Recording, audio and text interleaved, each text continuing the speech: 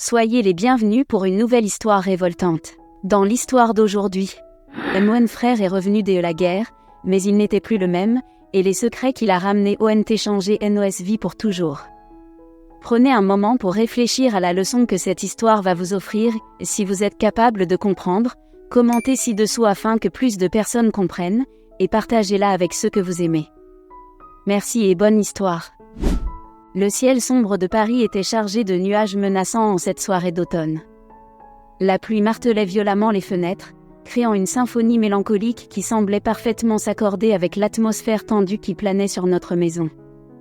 Nous étions tous réunis dans le salon, attendant anxieusement l'arrivée de Luc, le fils aîné qui était parti servir dans le sanglant conflit au Moyen-Orient il y a de longues années. Mes parents étaient visiblement nerveux, échangeant des regards appréhensifs à chaque minute qui passait. Maman arrangeait compulsivement les meubles, lissant les coussins et redressant les cadres photos comme si cela pouvait d'une manière ou d'une autre atténuer la tension dans l'air. Papa, quant à lui, faisait les 100 pas, ses mains tremblantes tenant un verre de cognac auquel il touchait à peine. Quant à moi, je ressentais un mélange d'excitation et d'appréhension. Luc avait toujours été mon héros depuis que nous étions enfants. Je l'idolâtrais, rêvant un jour de devenir aussi courageuse et intrépide que lui. Quand il est parti pour la guerre, j'ai imaginé qu'il reviendrait comme le même homme fort et résolu que j'ai toujours connu. Cependant, les lettres espacées et les appels brefs que nous recevions de lui révélaient une obscurité croissante, une ombre qui semblait peu à peu consumer l'éclat vibrant qui illuminait toujours mon frère. Le bruit de pneus dérapant sous la pluie nous arracha à nos rêveries. Mon cœur s'emballa quand une voiture noire s'arrêta devant notre maison, les phares aveuglants perçant l'obscurité dehors. Je retins mon souffle lorsque la portière s'ouvrit et qu'une silhouette familière descendit, portant un sac usé. « Luc !» cria maman, ses mains volant pour couvrir sa bouche dans un mélange de soulagement et de choc. Je courus vers la porte d'entrée, pouvant à peine contenir mon excitation. Il était là, mon héros d'enfance, enfin de retour après ce qui sembla être d'interminables années d'angoisse et d'inquiétude. Pourtant, lorsque nos regards se croisèrent, quelque chose en moi se glaça.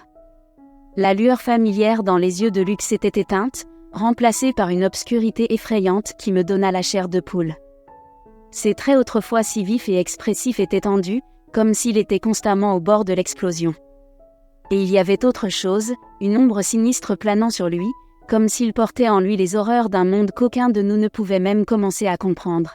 « Bienvenue à la maison, mon frère !» criai-je presque, essayant de dissiper l'atmosphère tendue avec un sourire forcé.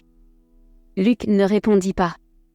Il me fixa simplement avec ses yeux vides, comme si son esprit était à des kilomètres de là, perdu dans des souvenirs terrifiants que je ne pourrais jamais imaginer. Nos parents s'approchèrent, des larmes de joie coulant sur le visage de maman. Mais quand elle tenta d'étreindre Luc, il se déroba brusquement, comme si le contact le brûlait. « Luc ? Qu'est-ce qui ne va pas ?» demanda papa, sa voix tremblante d'inquiétude. Ses yeux étaient rivés sur Luc, étudiant chaque petit mouvement, chaque ombre qui traversait ses traits fatigués. À nouveau, le silence. Luc nous regarda fixement pendant quelques secondes interminables avant de prendre son sac et d'entrer dans la maison, ses pas lourds résonnant dans le couloir comme ceux d'un étranger, et non du fils qui était un jour parti plein de vie et d'espoir. Cette nuit-là, en regardant les gouttes de pluie couler sur la fenêtre à un rythme constant, je sus que quelque chose de très sombre était arrivé à mon frère sur le champ de bataille. Le Luc que nous connaissions avait été remplacé par un étranger tourmenté, un homme hanté par des démons qu'aucun de nous ne pouvait comprendre. Les jours qui suivirent le retour de Luc furent une véritable épreuve pour notre famille. Ce qui aurait dû être un moment de célébration et de retrouvailles s'est transformé en une bataille silencieuse contre les démons intérieurs qui tourmentaient mon frère. C'était comme si un nuage noir planait sur notre maison, étouffant toute trace de joie ou d'espoir. Luc passait des heures enfermé dans sa chambre, recroquevillé dans un coin comme s'il se cachait d'une menace invisible. Je pouvais entendre ses sanglots étouffés à travers la porte, mêlés à des murmures incohérents qui me glaçaient jusqu'aux os. Lors de ses rares apparitions, il errait dans la maison comme un fantôme, le regard perdu et les mouvements robotiques, comme s'il n'était plus qu'une coquille vide de l'homme qu'il était autrefois. Maman le suppliait de chercher de l'aide professionnelle, mais Luc refusait d'écouter.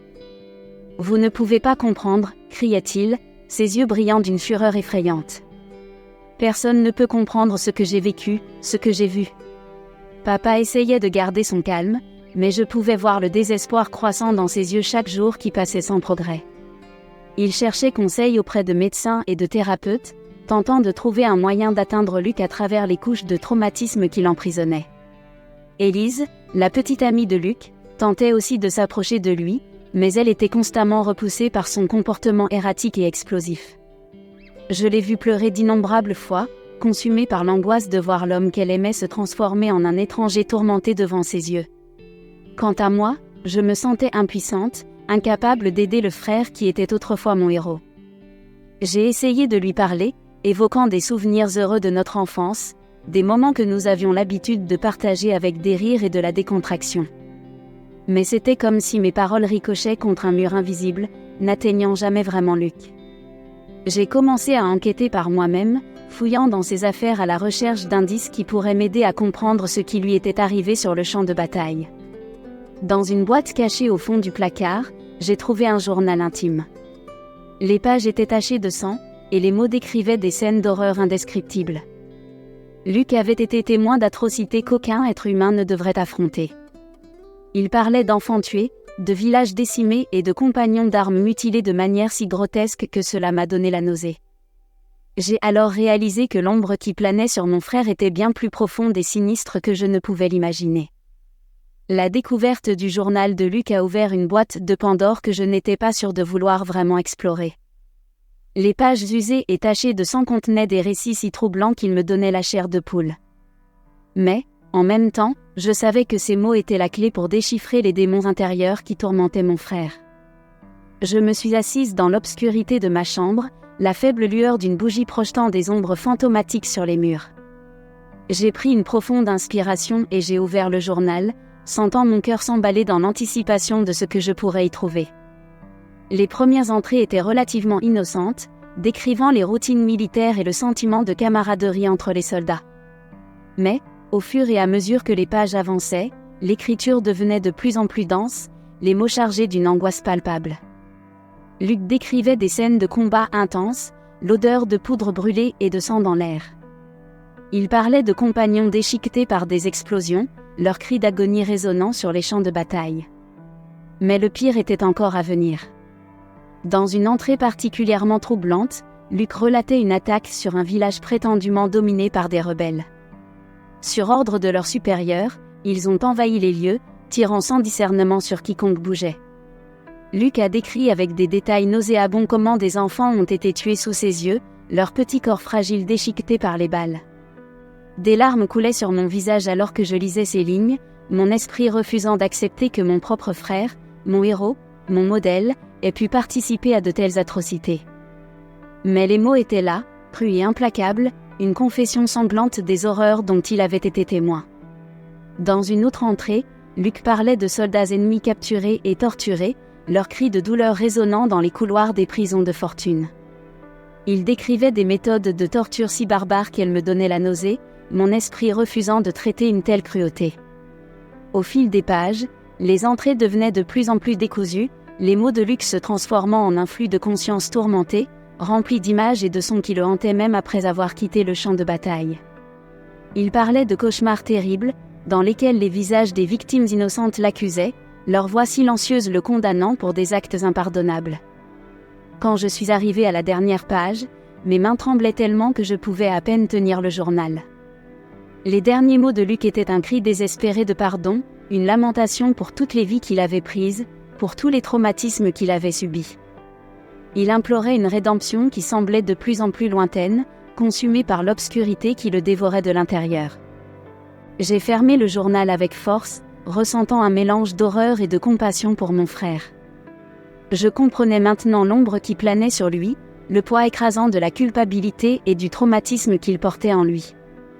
Luc avait été forcé d'être témoin et de participer à des atrocités si terribles qu'aucun esprit sain ne pouvait les supporter. Le poids des révélations contenues dans le journal de Luc était écrasant, une charge émotionnelle si intense que je me sentais suffoquée. Comment pourrais-je faire face à mon frère après avoir lu ces descriptions horribles des atrocités dont il avait été témoin, pire encore, auxquelles il avait participé ? Comment pourrais-je gérer l'homme hanté qui était revenu de la guerre, si différent du héros que j'avais autrefois idolâtré? J'ai passé des jours à éviter de rencontrer Luc, incapable de gérer le mélange d'émotions conflictuelles qui m'assaillait. Mais, inévitablement, la confrontation est devenue inévitable lorsque nous nous sommes retrouvés dans la cuisine un matin, tous deux à la recherche d'un refuge contre l'atmosphère tendue qui planait sur notre maison. Luc était assis à la table, le dos voûté et les yeux creux fixés sur la tasse de café intouchée devant lui.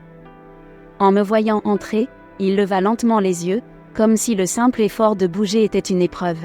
« Bonjour, Marie », murmura-t-il, sa voix rauque et sans émotion. J'ai dégluti, sentant mon cœur s'accélérer dans l'anticipation de ce qui allait se passer. « Luc, j'ai lu ton journal. » C'était comme si une étincelle s'était allumée en lui. Luc se redressa brusquement, ses yeux s'écarquillant avec un mélange de fureur et de panique. « Tu as fait quoi ?» cria-t-il, sa voix résonnant contre les murs de la cuisine. « Je devais comprendre, Luc, répondis-je, ma voix tremblante. Je devais comprendre ce qui t'arrivait, ce qui t'avait transformé en cette ombre de l'homme que je connaissais. » Luc se leva d'un bond, son corps tendu comme une corde étirée à son maximum. « Vous n'avez aucune idée de ce que j'ai vécu, rugit-il, son visage se tordant en un masque de rage. Aucun d'entre vous ne peut même commencer à imaginer les horreurs dont j'ai été témoin, les choses terribles que j'ai été obligé de faire. » Élise entra en courant dans la cuisine, attirée par les cris, son visage pâle de préoccupation. « Luc, mon amour, calme-toi, supplia-t-elle, les mains tendues dans un geste apaisant. » Mais Luc n'était pas disposé à se calmer. D'un geste violent, il repoussa Élise sur le côté, ses yeux brillant d'une fureur effrayante. « Ne me touche pas » cria-t-il, sa voix pleine d'une douleur profonde qui me brisa le cœur. Mes parents arrivèrent en courant, attirés par le bruit de la dispute. La scène qu'ils découvrirent dut être choquante, Élise recroquevillée sur le sol, les larmes coulant sur son visage, tandis que Luc se tenait debout, tremblant et incontrôlable, tel un animal acculé. « Que se passe-t-il ici » exigea mon père, les yeux écarquillés devant le chaos. Ce fut alors que la digue céda. Luc commença à hurler, les mots sortant dans un flot tourmenté, comme s'il ne pouvait plus contenir les démons qui le tourmentaient de l'intérieur. Il parla des enfants morts, des villages en flammes, des corps mutilés de ses compagnons de troupe. Ses paroles étaient si crues et viscérales qu'elles me laissèrent nauséeuse, mon esprit refusant de traiter tant de cruauté. Maman pleurait ouvertement, les mains couvrant sa bouche dans un geste d'horreur. Papa essayait de s'approcher de Luc, ses mots doux implorant qu'il se calme. Mais il était trop tard. L'obscurité qui consumait mon frère avait été libérée, et rien ne semblait capable de la contenir. Lorsque Luc se tut enfin, il y avait un silence assourdissant dans la cuisine, comme si l'air même avait été aspiré hors de la pièce. Mes yeux rencontrèrent les siens, et ce que je vis me glaça jusqu'aux os, un vide profond, une obscurité si dense qu'elle semblait tout absorber autour d'elle. L'affrontement explosif avec Luc laissa notre famille en lambeaux. La tension dans l'air était si dense qu'elle en devenait presque étouffante, chaque membre luttant pour faire face aux révélations choquantes dont nous avions été témoins. Maman passait ses journées à pleurer en silence, son visage marqué par l'angoisse. Papa tentait de garder une apparence forte, mais je pouvais voir les lignes de préoccupation se creuser sur son front chaque jour qui passait. Quant à Élise, elle était dévastée.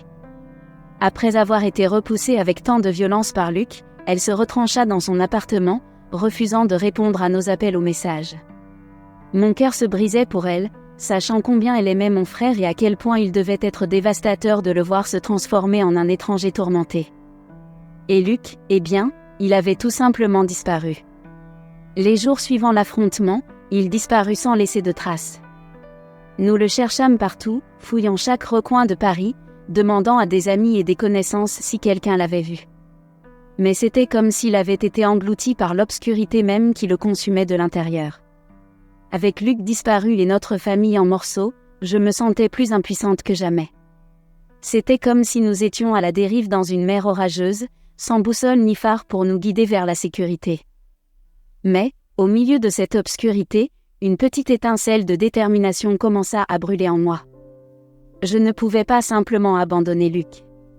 Il était mon frère, mon héros d'enfance, et je refusais de croire qu'il était vraiment perdu pour toujours. Alors, Tandis que mes parents poursuivaient leurs recherches interminables, je commençais à enquêter par moi-même, déterminé à trouver des réponses qui pourraient aider à ramener Luc des profondeurs de l'enfer dans lequel il avait sombré. Je passais des heures en ligne, recherchant le trouble de stress post-traumatique, TSPT, et les effets dévastateurs qu'il peut avoir sur les soldats revenant de la guerre. Je lus des récits de vétérans ayant vécu des expériences similaires à celles de Luc, leur vie détruite par la culpabilité et le traumatisme. Mais je trouvais aussi des histoires d'espoir, d'hommes et de femmes qui avaient réussi à surmonter leurs blessures émotionnelles et à reconstruire leur vie, un pas à la fois. Ils parlaient de thérapies spécialisées, de groupes de soutien et de méthodes de guérison alternatives comme la méditation et le yoga. À mesure que j'approfondissais mes recherches, un chemin commença à se dessiner devant moi. J'appelais des cliniques et des centres de traitement, cherchant des professionnels spécialisés dans l'accompagnement des vétérans de guerre traumatisés. Certaines des réponses que je reçus furent décourageantes, mais je ne me laissais pas abattre. Finalement, je trouvai une psychologue renommée qui avait aidé de nombreux soldats à surmonter leur traumatisme. Elle accepta de me rencontrer et de discuter du cas de Luc, offrant des insights précieux sur la manière dont nous pourrions l'aider à retrouver son chemin. Avec un plan d'action en tête, je commençai à partager mes découvertes avec mes parents. Au départ, ils furent sceptiques, consumés par la douleur et le désespoir de voir Luc si perdu. Mais, peu à peu, l'espoir commença à briller de nouveau dans leurs yeux. Les jours s'étirèrent comme une éternité angoissante alors que nous attendions le retour de Luc. Chaque matin, je me réveillais avec l'espoir qu'il soit revenu pendant la nuit, seulement pour voir mon cœur se briser à nouveau devant son absence. Maman passait des heures assise près de la fenêtre, les yeux fixés sur la rue comme si elle s'attendait à le voir surgir à tout moment. La tension dans notre maison était presque insupportable, une nuée noire de désespoir planant au-dessus de nous. Papa tentait de garder une posture forte, mais je pouvais voir les lignes de préoccupation se creuser sur son visage chaque jour qui passait sans aucune piste sur le sort de Luc. Et puis, une semaine après sa disparition soudaine, il revint tout simplement. J'étais assise à la table de la cuisine, poussant mon petit déjeuner non touché avec une fourchette, quand j'entendis le bruit des clés dans la porte d'entrée. Mon cœur s'emballa, et je courus dans le couloir, n'osant à peine croire que cela pouvait être lui. Et là se tenait Luc, debout sur le seuil de la porte, le visage abattu et les yeux cernés. Il semblait avoir vieilli de plusieurs années en seulement une semaine, les ombres sous ses yeux plus profondes que jamais. « Luc !» La voix de maman résonna derrière moi, chargée de soulagement et d'angoisse.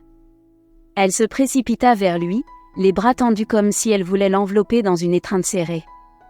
Mais Luc recula, son corps tendu comme une corde prête à rompre. « Ne me touche pas, grogna-t-il, sa voix rauque et pleine d'une douleur profonde qui me brisa le cœur. Papa entra dans le couloir, les yeux écarquillés en voyant Luc debout là. « Fils, commença-t-il, sa voix tremblante. Où étais-tu ? Nous étions tous si inquiets. » Inquiets ? Luc cracha le mot avec mépris, ses lèvres se tordant en une grimace amère. Vous n'avez aucune idée de ce que c'est que d'être vraiment inquiet. Vous n'avez aucune idée des horreurs que j'ai vues, des choses terribles que j'ai été forcée de faire. À ce moment-là, Élise arriva en courant dans le couloir, les yeux écarquillés et le visage pâle. En voyant Luc, elle s'arrêta brusquement, comme si elle avait été frappée physiquement. « Luc, » murmura-t-elle, les larmes déjà brillantes dans ses yeux. « Dieu merci, tu es revenu. » J'étais tellement inquiète. Mais Luc ne semblait pas partager son soulagement. Il se tourna pour la regarder, son regard plein d'une fureur effrayante qui me glaça. « Inquiète » cracha-t-il, sa voix pleine d'amertume. « Comment peux-tu même commencer à imaginer ce qu'est la vraie inquiétude, Élise ? Tu n'as aucune idée de l'enfer que j'ai vécu, des choses horribles que j'ai dû faire juste pour survivre. » Élise recula comme si elle avait été giflée, les larmes coulant librement sur son visage. « Luc, s'il te plaît, » supplia-t-elle, tendant la main vers lui. « Je veux juste t'aider. Laisse-moi t'aider à surmonter ça. » Mais Luc n'était pas disposé à accepter de l'aide. D'un geste brusque, il repoussa sa main, son visage se contractant en une expression de colère. « Tu ne peux pas m'aider, » cria-t-il, sa voix résonnant dans le couloir. « Personne ne le peut. Vous ne comprendrez jamais ce que j'ai vécu, ce que j'ai vu. Vous ne comprendrez jamais ce que c'est que de vivre avec ces démons tous les jours, ces souvenirs qui me hantent chaque minute. Le silence qui suivit fut assourdissant, personne n'osant bouger ou respirer. Je pouvais sentir le poids de ces mots planer au-dessus de nous, une nuée noire de douleur et de désespoir qui semblait tout étouffer autour d'elle. Le retour explosif de Luc fut la goutte d'eau qui fit déborder le vase pour notre famille. Les tensions qui s'accumulaient depuis des semaines atteignirent finalement leur point d'ébullition, et tout semblait s'effondrer autour de nous. Maman pleurait constamment, incapable de gérer le rejet constant de Luc. Papa passait des heures enfermé dans son bureau, buvant pour essayer de noyer sa propre angoisse. Et Élise, eh bien, après cet affrontement dans le couloir, elle disparut tout simplement de nos vies, incapable de supporter davantage le tourment de voir l'homme qu'elle aimait se transformer en un étranger tourmenté. Quant à moi, je me sentais complètement impuissante, observant ma famille se déchirer devant mes yeux. Toutes mes tentatives pour atteindre Luc semblaient vaines, mes paroles rebondissant contre les murs qu'il avait érigés autour de lui. Mais je refusais d'abandonner, déterminée à trouver un moyen de le ramener des profondeurs de l'obscurité qui le consumait. C'est alors que quelque chose d'inattendu se produisit. C'était une nuit comme les autres, le silence tendu planant sur notre maison comme une nuée épaisse. J'étais assise dans le salon, faisant semblant de regarder la télévision tandis que mon esprit vagabondait, cherchant une solution au chaos dans lequel nous nous trouvions. Soudain, Luc entra dans la pièce, ses pas lourds résonnant sur le parquet. Son visage était pâle et tendu, ses yeux cernés brillant d'une émotion que je ne pouvais identifier. Quelque chose en moi se réveilla, un pressentiment sombre que quelque chose de très important était sur le point de se produire. « Marie, commença-t-il, sa voix rauque après des jours de silence. « Je dois te dire quelque chose. » Je déglutis, mon cœur battant la chamade avec anticipation. « Qu'est-ce qu'il y a, Luc ?» Il s'assit dans le fauteuil en face de moi, ses mains tremblant visiblement. Pendant un moment, il resta silencieux, comme s'il luttait pour trouver les mots justes. « Pendant la guerre, continua-t-il enfin, son regard fixé sur un point lointain. J'ai fait des choses terribles. Des choses qu'aucun être humain ne devrait faire. » Ma respiration se bloqua dans ma gorge, un pressentiment sombre commençant à se former dans mon esprit. « Qu'est-ce que tu veux dire, Luc ?» demandai-je, ma voix tremblante. Il déglutit, ses yeux rencontrant les miens avec une intensité effrayante. « J'ai tué des civils, Marie. Des hommes, des femmes, des enfants. Tous innocents, simplement en suivant les ordres. » Le choc de cette révélation me frappa comme un coup physique. Je pouvais sentir le sang quitter mon visage, mes mains commençant à trembler de manière incontrôlable. Luc, mon frère, mon héros, avait commis des actes de violence si barbares que je pouvais à peine les concevoir. Comment, fut tout ce que je parvins à balbutier, mon esprit tourbillonnant. Luc laissa échapper un rire amer, dur et sans humour. « Comment crois-tu ? » Sous les ordres de mes supérieurs. Il disait que c'étaient des rebelles, une menace pour nos troupes. Mais je savais, au fond de moi, qu'ils n'étaient que des gens ordinaires, innocents pris dans le feu croisé. Des larmes chaudes commencèrent à couler sur mon visage, un mélange d'horreur et de compassion m'envahissant. « Luc, je ne sais pas quoi dire. » Il secoua la tête, son visage une masque de tourment. « Il n'y a rien à dire, Marie. Je suis un monstre, un meurtrier d'innocents. Et ces souvenirs, ils ne me laisseront jamais en paix. » À ce moment-là, le reste de ma famille entra dans la pièce, attiré par les sons de notre conversation. Maman laissa échapper un cri étouffé en entendant les dernières paroles de Luc, ses mains couvrant sa bouche en signe de choc. Papa devint pâle, ses traits se contractant en une expression d'incrédulité et d'angoisse. Le silence qui suivit fut assourdissant, personne n'osant bouger ou respirer. C'était comme si l'air même avait été aspiré de la pièce, nous laissant étouffés par le poids de cette terrible confession. Et puis, comme si une digue avait cédé, Luc s'effondra. Il commença à sangloter, son corps entier secoué par des vagues d'émotions réprimées depuis si longtemps. Des mots sortaient en trébuchant, des descriptions crues et viscérales des horreurs qu'il avait vues et des actes impardonnables qu'il avait été forcé de commettre. Maman courut pour l'enlacer, ses propres larmes se mêlant aux siennes. Papa les rejoignit, les épaules courbées comme s'il portait tout le poids du monde. Et moi, eh bien, je restais là, observant tandis que mon frère libérait enfin les démons qui le tourmentaient, partageant son fardeau avec nous dans un moment de vulnérabilité brute. La sombre confession de Luc fut comme une explosion qui ébranla les fondements même de notre famille. Les mots crus résonnèrent pendant des jours dans mon esprit, comme une plaie ouverte refusant de cicatriser. L'idée que mon propre frère, mon héros d'enfance, ait pu commettre des actes si barbares était presque trop difficile à comprendre. Mais, au milieu de cette obscurité accablante, une petite lueur d'espoir commença à briller. Car en partageant ses secrets les plus sombres avec nous, Luc avait enfin fait le premier pas vers la guérison. Les jours qui suivirent furent marqués par de nombreuses larmes, des cris et des accusations de tous côtés. Maman oscillait entre le déni et la colère, incapable d'accepter que son fils bien-aimé puisse être capable de telles atrocités. Papa restait dans un silence tendu, ses yeux chargés de douleur et de déception chaque fois qu'il regardait Luc.